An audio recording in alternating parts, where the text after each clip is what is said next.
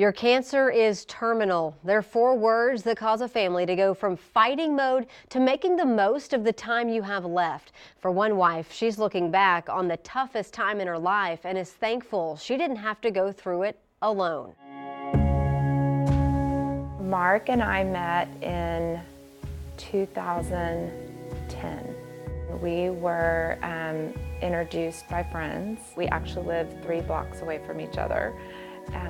And started dating. It was the picture-perfect love story. We just jumped into this very intense love affair and just had so much in common, so many friends in common. I brought my daughter to the marriage, he brought his daughter to the marriage. But 2.5 years after Jocelyn and Mark said I do. He began to lose his voice, but he was also traveling a lot and speaking a lot, so I just kind of contributed a lot of it to the fact that he was exhausted. A few months later, a doctor found something on his vocal cord, which turned out to be malignant. Mark eventually ended up at MD Anderson, where they discovered aggressive cancer cells wrapped around the back of his vocal cords.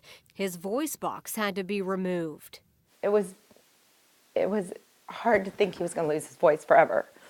Mark also lost his ability to eat and swallow, and after all that, the cancer came back. I mean, they just said, it's back, and there's nothing else we can do except keep him comfortable. At the age of 46, doctors gave him 9 months to a year to live.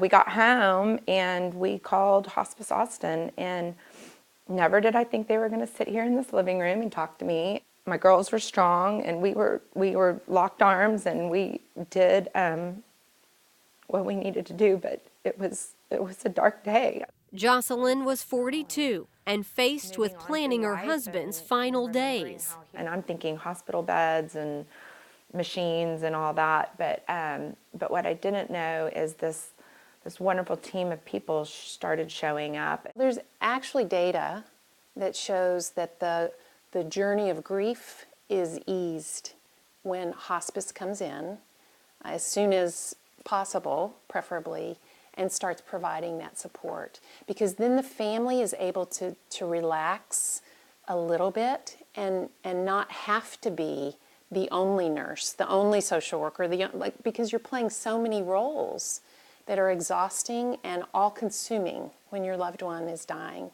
Mark's nurse Paula, seen here caring for another Hospice Austin patient, became like family.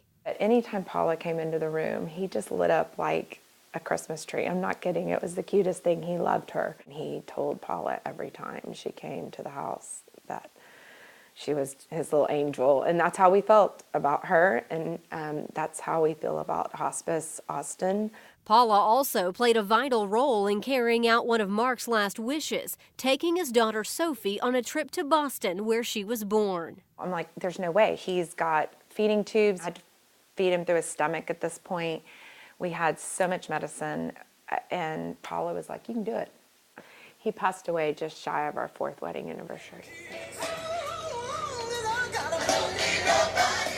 And was still enjoying life right up until the end. This was the day before Mark took his final breath.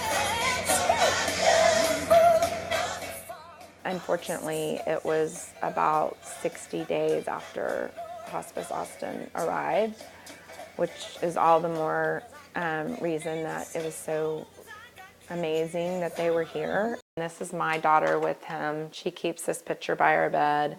She's now a sophomore in high school. Her stepsister is in college, both trying to live by 2 words. And all he told the girls that Carpe Diem was just something he wanted them to always remember and live with and seize the day. Erin Cargile, KXAN News.